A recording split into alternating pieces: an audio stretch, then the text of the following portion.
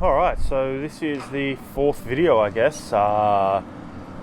We're Wednesday mid-morning, had a bit of a sleep in today, feeling a hell of a lot better than I was yesterday, so it's definitely a good sign.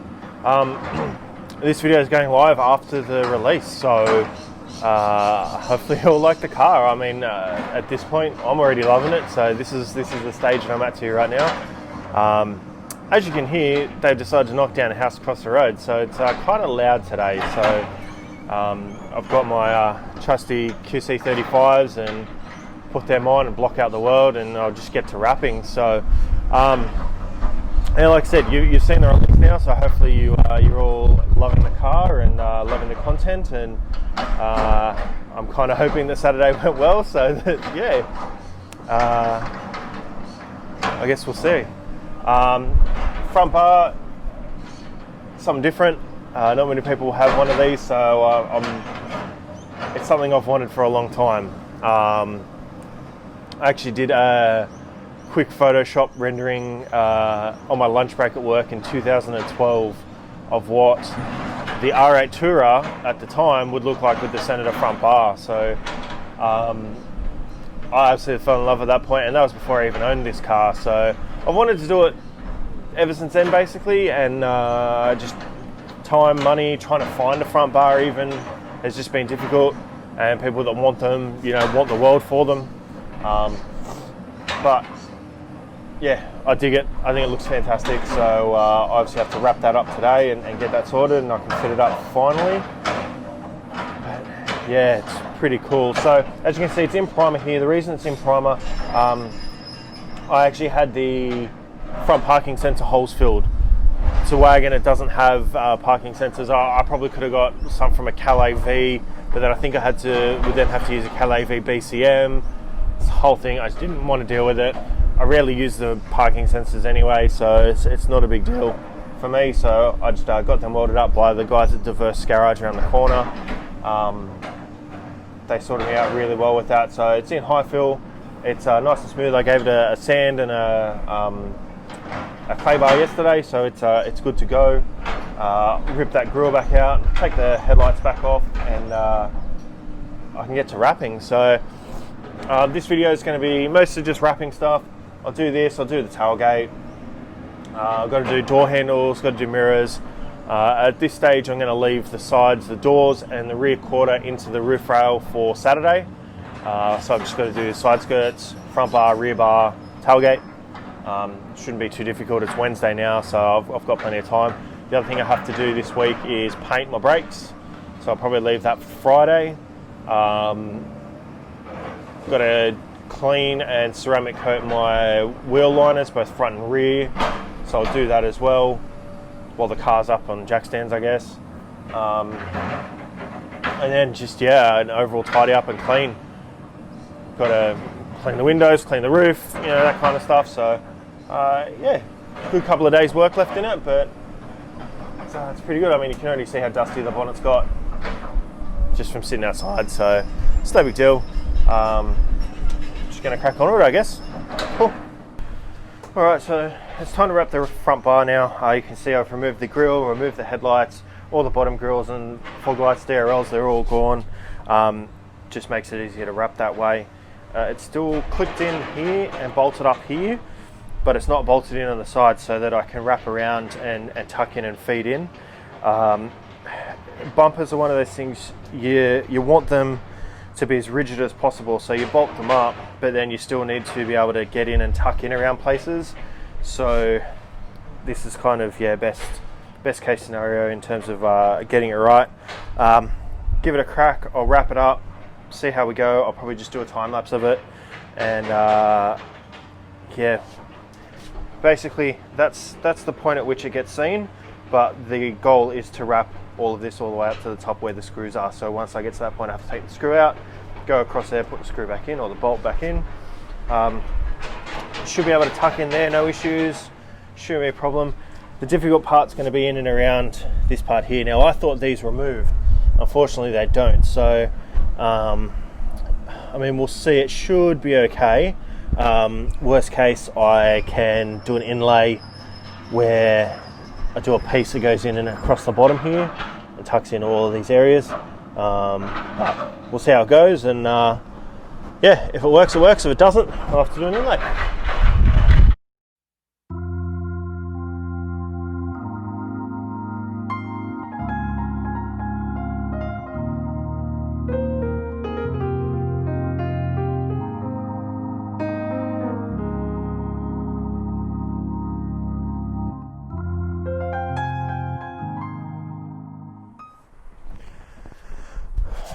Alright, so we're about halfway through the bumper now. Obviously you saw at the start I was trying to do it in one piece, and you would have seen on the time lapse that I kind of got almost there. The issue being that there was a bit that had just bubbled up or crumpled up down the corner here, and as I went to pull it apart it ripped.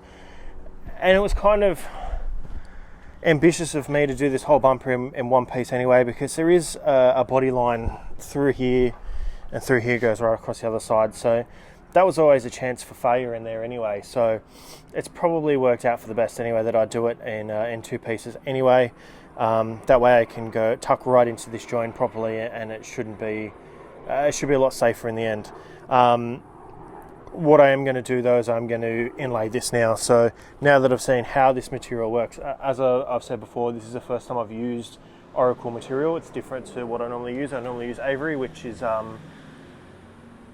yeah, a hell of a lot more forgiving. So this stuff's a lot thicker. So I'll do an inlay in here and on the other side, and then I'll do this lower piece or the one section. I've wasted a bit of material, but I think I should be okay. I think I should have enough spare. So yeah, I'll crack on and see where we get to. Okay, so I think this is probably been about 2 hours now. So as I said before, I was trying to do it all in one piece. Obviously that didn't happen, so we've now got the top piece done. Both inlays are done. I know it looks a bit jagged, but that's actually the primer underneath, so it's not so bad. Basically what I need to do now is I've got some knifeless tape, so I'm going to lay that along the edge here. What that'll then do is, once I've laid the vinyl, I can then use this to cut that line out without using a blade on the vinyl or risk cutting through everything, and it just means I get a nice sharp cut. So this is actually going to be pretty simple. It's basically just flat. There's nothing really. The only issue is going to be in here. Make sure I tuck it in there and tuck it in around that edge there, and tuck it in underneath, and it's good to go. The rest of the bar is pretty good, so I'm actually really happy with how this has turned out, and then I can put the grills and lights and DRLs back in and get it all going. And the next thing I need to then work out is how to wire up the DRLs. Obviously this car, it did not come from factory with DRLs, so I'm hoping it's a plug and play, but I haven't even looked at it yet, to be honest. So that'll be the next little puzzle. Cool.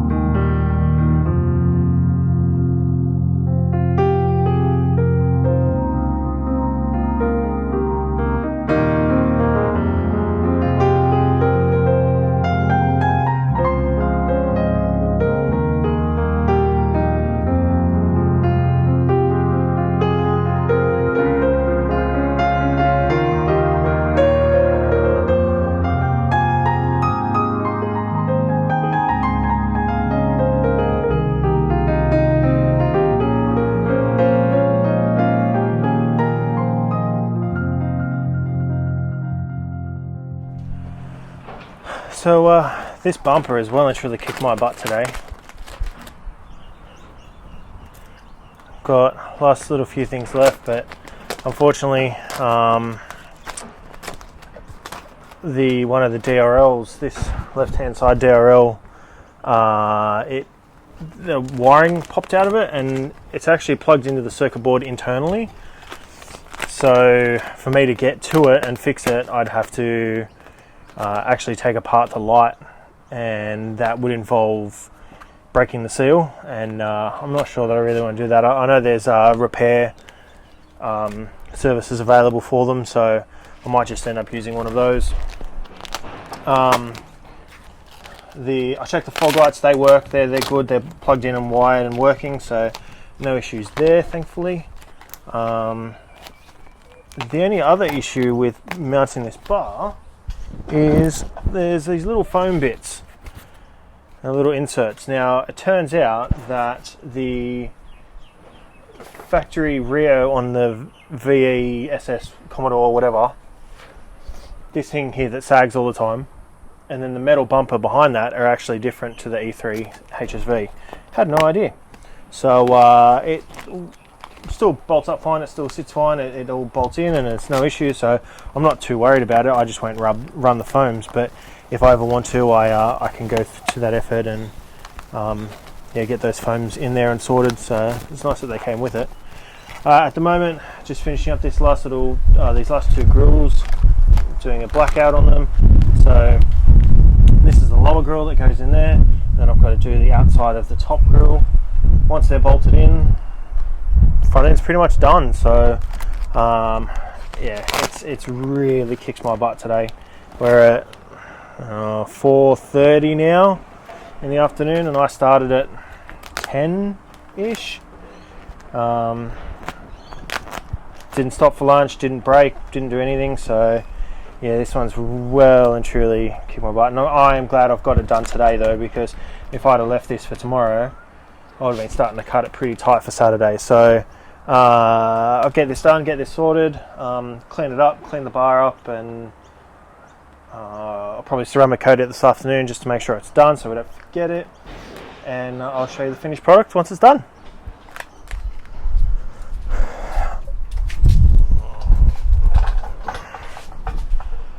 So that's the bonnet complete. Like I said, absolutely kicked my butt today. We're just after 5 o'clock now, and yeah, so that's 6 hours, something like that, just in everything. So yeah, that's complete now. The only thing that I have to do is this top bonnet strip. I need to fix it to the top of the bonnet. The bonnet has holes for the clips, but the clips aren't there. So whether I put some nutserts in or try and find the clips, I'm sure they're online somewhere. So I'll search out for them and see if I can find them. But yeah, that's the bonnet, and I absolutely love it. It's been a goal of mine for 8 years now. So really happy with it, and hope you guys love it. So yeah, I think I'll leave that for now. Oh wait, sorry, no, the only other bit here is I have to fix up just in here. There's some residue just on the plastic, bit of primer left in there, so I'll paint that black just so that it disappears. But yeah, really happy with it, and I'm glad it's done. So Thursday morning or midday, I guess, got up this morning and kind of went over all of my vinyl just to make sure I had enough, and mark it all out. So I've cut out the two sides, enough for the rear bumper, the side skirts, and I've got enough left over for the tailgate, so I'm happy with that. I went to Bunnings and grabbed some 3mm nutserts just to fix this grill. So I got some double-sided tape and some 3mm nutserts just to get that in there until I can find the clips. You can buy the grills online. They're for a Calais, they're for a HSV. I mean, it shouldn't be an issue to find the clips themselves, but it's obviously not going to be here by the weekend. So 2 nutserts, they're only 3mm, so it's not going to be a big issue, and should be enough to hold it in. Had to stop in and go and see Kurt, do a photo shoot for him, so that took out an hour or so. so I'm getting a later start today, but plenty of stuff to do. So I'm just going to kick into it, and I'll bring you guys along for the journey. Alright, so I mean, you can see here these little squares. That's where the clips are meant to live for this guy here. So like I said, I'm sure I can find them somewhere, but just in the meantime, while I'm waiting to try and find them, I'll just use some nutserts and some double-sided tape just to get it in there. So you can see where it sits in like that. So I figure, you know, one there and one there or something like that. This is the flattest piece of metal, and there's nothing behind it, so I can knock a couple in there, one in there, and yeah, that should work out okay, I think. So I'll grab out the drill and grab out the stuff and get my nutsert gun, and yeah, I'll crack into it. So just your normal, typical eBay spec nutsert gun, nothing special going on there.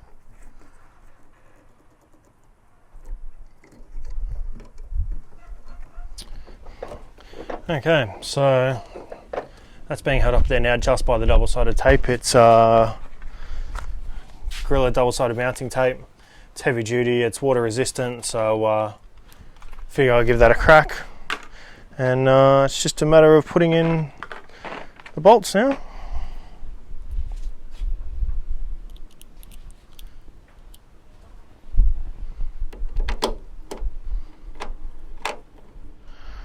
Alright, there it is, the finished product. So I just got to give it a wipe down and coat the rest of the front bar, the grille, get that all sorted, and yeah, it's pretty damn good. Pretty happy with it. So on to the next one. I was watching back a bunch of my footage, and I kind of realised I hadn't actually done a whole panel start to finish in video, not in time lapse. So I thought I'd go through the whole process, or at least what I do anyway, and this was a good opportunity because it's a pretty small panel, and I've just got leftover material from doing the front bar, so it's pretty much perfect size, and it's probably a good opportunity is now to to go through and show you exactly what I do. So you see I've already taped off the area around the panel I'm going to be wrapping. That is partly for, you know, cutting, but there isn't really going to be a lot of cutting on those panels. It's more going to be in the gaps or just on top of the vinyl itself.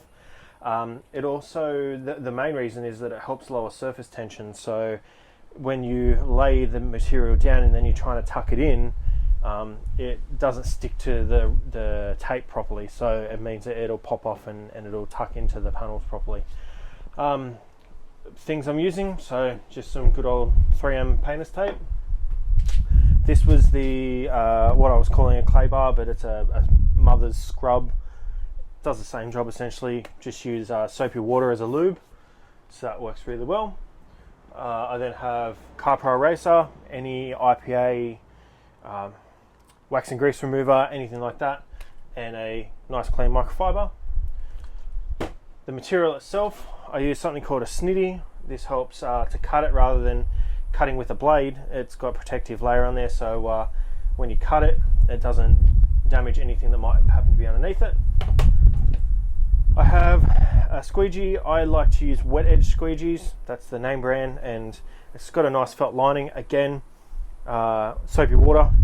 You can buy spray lube. You can buy like actually well-designed, you know, lubricants for wrapping.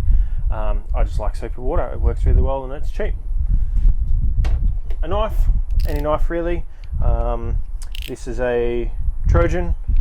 It's probably not my favorite because it is metal. I prefer plastic ones, but yeah, the last couple of plastic ones I've ended up breaking within a wrap, so I thought I'd give the metal one a go and just see. So far I've been pretty good. I haven't damaged anything, so just a nice blade. And then you can see the material itself is being held on by these guys. So they're Avery Dennison magnets. They're rubber, so they don't damage anything. They're pretty powerful, so they just help affix the vinyl to whatever panel you're going to be wrapping. So you just do that, and then this allows me to kind of pull this out and measure exactly how much vinyl I need, so then I can use my snitty, and of course, you know, we can go over a little bit just to make sure we've got enough to pull and stretch, and then we can use our magnet to hold it in place. Obviously our other material we'll roll up and put it in a safe spot so it doesn't get damaged.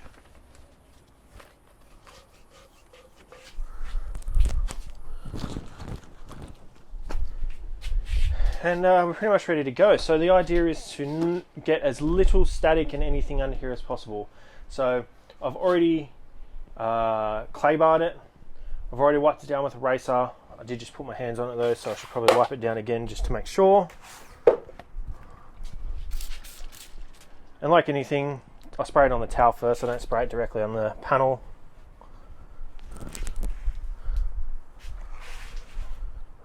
And then the dry side, just to make sure you get everything off.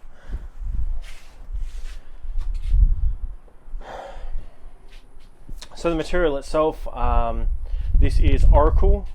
So as I've said before, I normally use Avery Dennison. This is the first time I'm using orafol 970.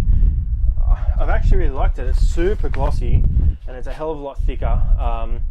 If any of you saw the video we did with Hinchy on his wrap, we used KPMF for that. It's a very similar material. I have a feeling they might actually be partnered or something like that, because it's quite similar. The wrap itself, to apply it, there's no wetting agent, there's nothing like that. You don't worry about anything. You apply it on dry and you go from there. The idea behind it is that you want to keep as much static away from the material as possible, and when you pull it away from the backing, a bunch of static just builds up straight away. You can even hear it as you pull it away. So the idea is that you have it in place, or as close to in place as possible, and then you pull the backing away behind the material as it lays. So it's essentially doing the job for you, and it's keeping as little static, or allowing as little static to get behind the material as possible. So obviously I'm wrapping outside, so the wind is an issue, but it should be okay. So we can affix it to the headlight, and we can use a magnet. That'll stop it, and we can see the material, the backing behind it.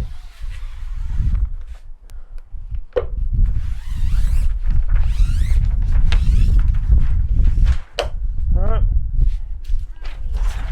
And my biggest tip of all, the backing paper.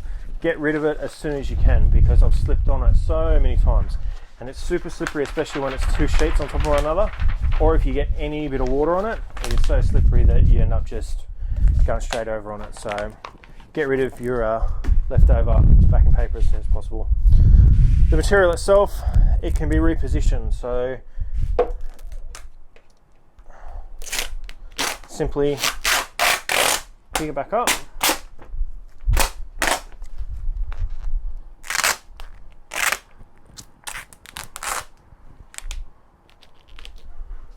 alright.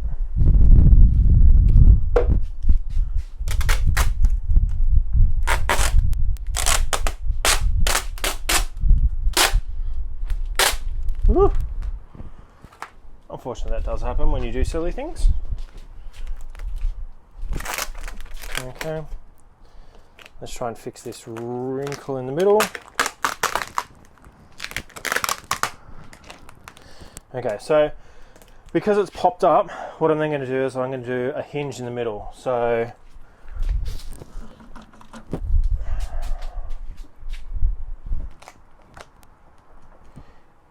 hinging it in the middle, and then grab both the magnets, and then we'll give it another crack.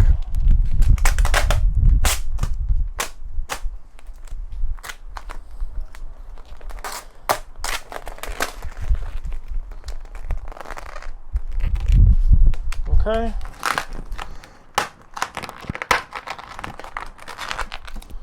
Looking better. So it's being a pain in the ass at this point. We can use heat then to try and get this, and it's just super tacky. So I might actually get the heat gun out. Hoping to not have to use a heat gun, but looks like we might have to.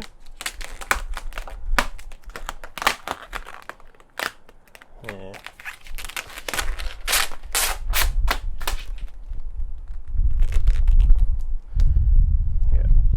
So I'll get the heat gun out and give it another crack.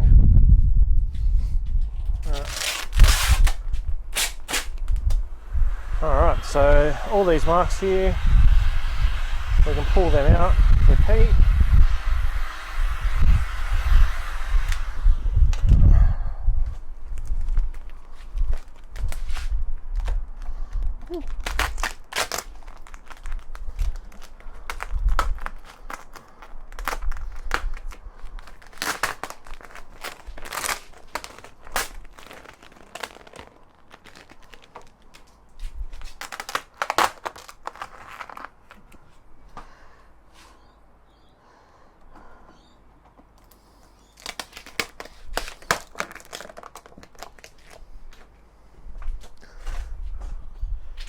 Okay, so we've kind of got it as glassed as much as possible. We got our squeegee, and essentially, you probably can't see it on video, but there's this giant bubble right in the middle. And we're just trying to work that to an edge. And if that involves lifting up just enough to release the air pocket, that's okay. And we want to keep as much tension kind of on the material as possible.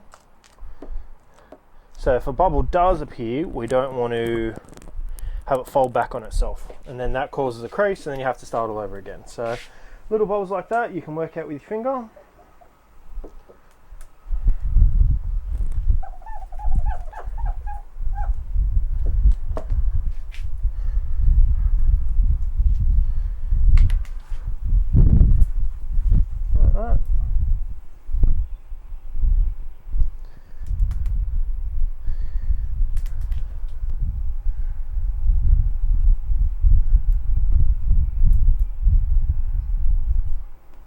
And that's the beauty of having the air release technology. So the wrap is perforated at a microscopic level, so any air, you can just work it out with your finger. Okay, so that's that part down. Now then you want to run along the edge, and then we start working upwards. Again, any bubbles that appear, work them out with your finger. And here we've got 3 little lines. Now, I can try and push them away, but I already know that that's going to just end up in a crease. So what we can do is just pull the material up a little bit and feed it in. And the beauty of feeding it in like this is it's getting rid of all of that tension. Now, if we were to just bridge straight across there and then try and force it in, there's no way. We just end up with it lifting and it's been an absolute pain. So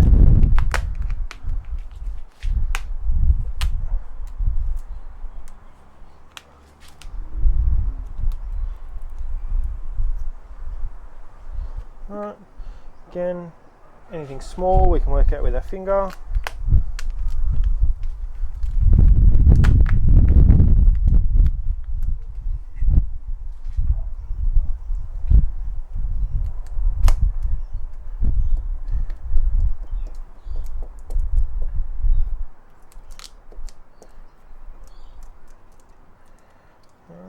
And we're working it down into the gap. So there's a small gap between the glass and the body panel, and that's what we're working towards. Okay, and then we make sure we fixed any little imperfections towards the bottom, I ran the vinyl pretty close there, so there's a couple of little things. That's okay.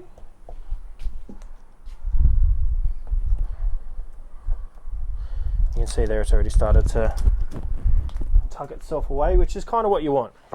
Right, the idea is that the material has that memory effect and it constantly wants to wrap around, kind of like shrink wrapping. So if you can get it to start wrapping itself like it is there, you're onto a winner. So step back and have a look, and I think we're pretty happy with that.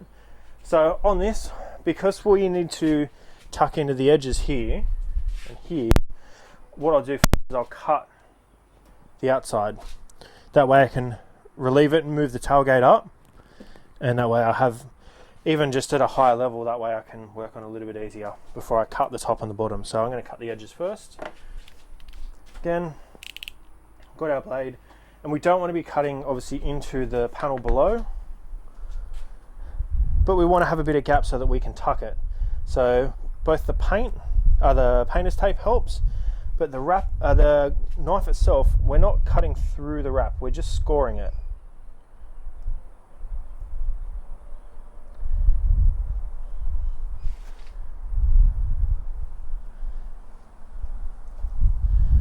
Okay, and then grab the wrap. Right, it'll pull away pretty easy. I'll bring you in close on this one just to show you. Alright, so like I said, we've got that bridge gap there, so we're going to cut down on the outside here, give ourselves, a finger's width, and we're just scoring the material. Like I said, the paint's there, the painter's tape's there, it's going to protect anything, but we haven't cut through it. Hold your finger on that panel there. Right, haven't scored just quite enough.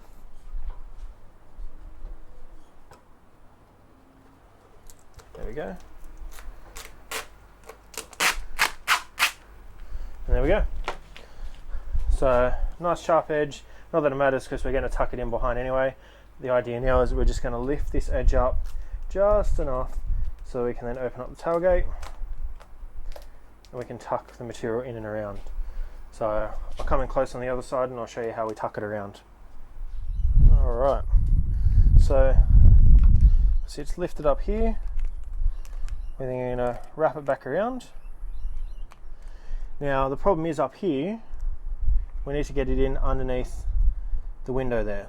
So luckily on the edge there's a bit of a gap. We can get it through.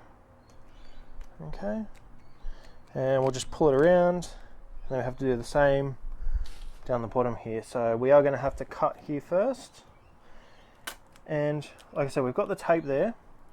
Now this is more of a difficult tuck because we're trying to get it in kind of as far as possible in there. So it's kind of play by ear, every wrap's different, but what I like to do is just score it to there and just gently run it, 5 mil below the top line of the strip. I'll just pull that back. Okay, lift it up off the tape. We use the hard edge to try and tuck it down. Now you can see it's tucked down really well there. It's nice. So we can then wrap this around. And again, the idea is that you don't want to be using heat. You want to use as little heat as possible for any of this, because if you start using heat, then you are likely to overstretch. And then overstretching means that as soon as you put it out in the sun, it's just going to come apart again. So as little heat as possible. All right. And we're tucked all the way around. You can use a squeegee to check it. Now I'm blind at the moment, I can't see this, but I'm going to assume it's down pretty good. Yep, it's tucked in quite well. So what we'll do then is we'll just do the rest of the panel, and then we're going to come back and post heat this. Post heating it then removes the memory effect, meaning it's not going to want to pop back up. So it's now tucked in. We'll go across, we'll cut the rest of it, tuck in as much as we can before we have to cut it, and then yeah, we'll come back and show the end result, I guess.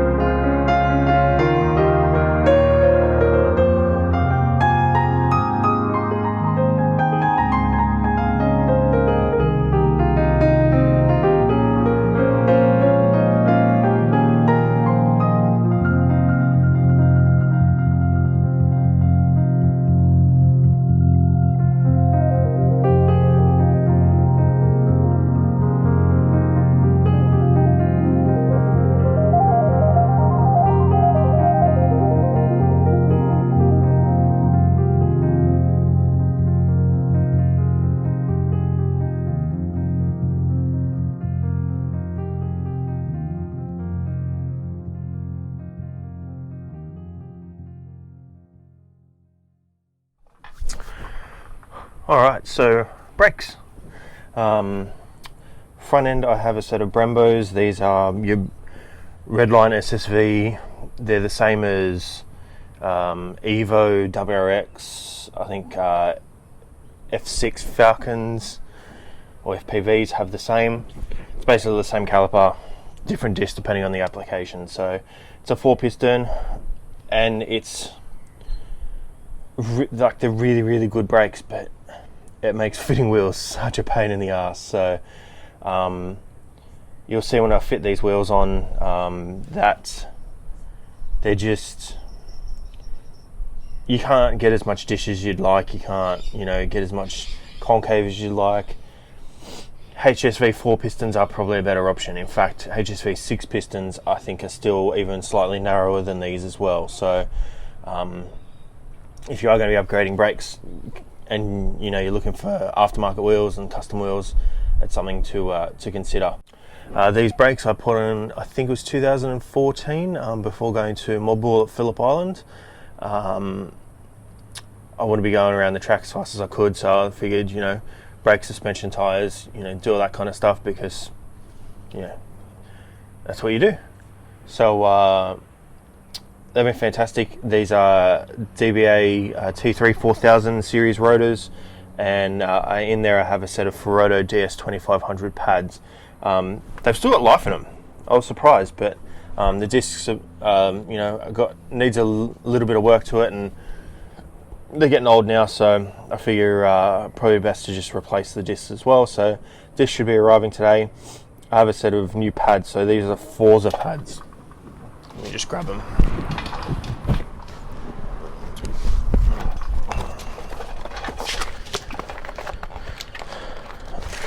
Alright, so these are the Forza pads. It's something new. I've heard really good reports about them, so I figure I'll give them a crack. Especially because trying to find Ferodo DS2500s was actually kind of hard.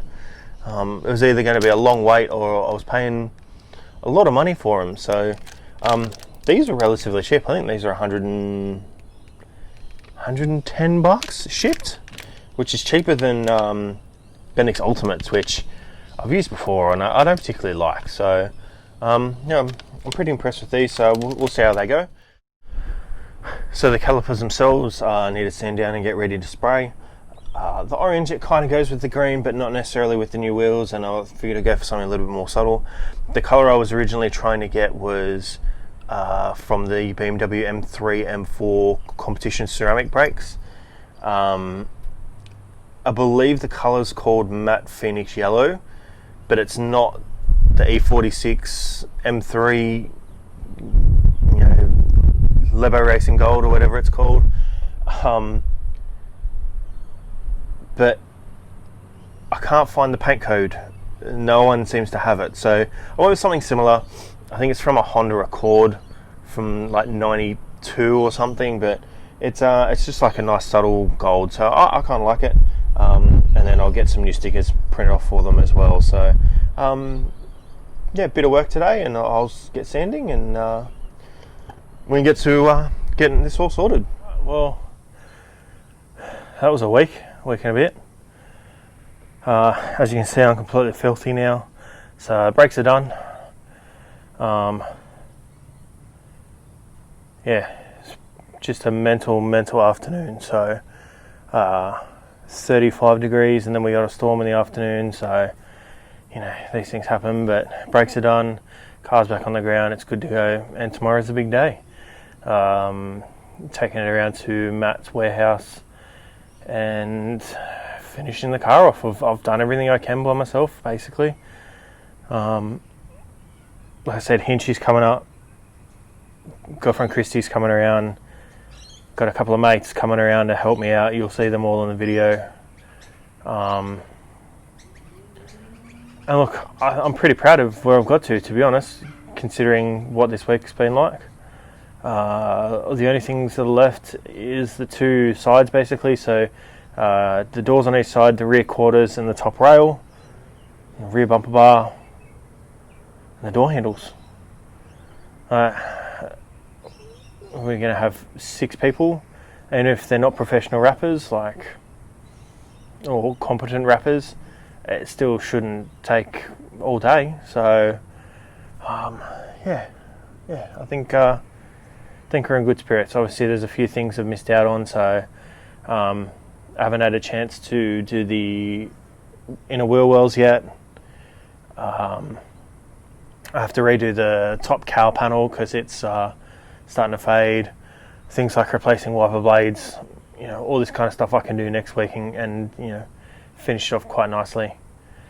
Yeah, it's a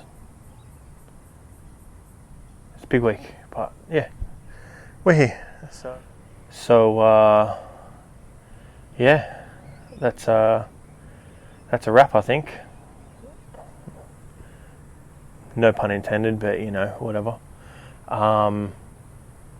Yeah, like I said, big week. Got a lot done.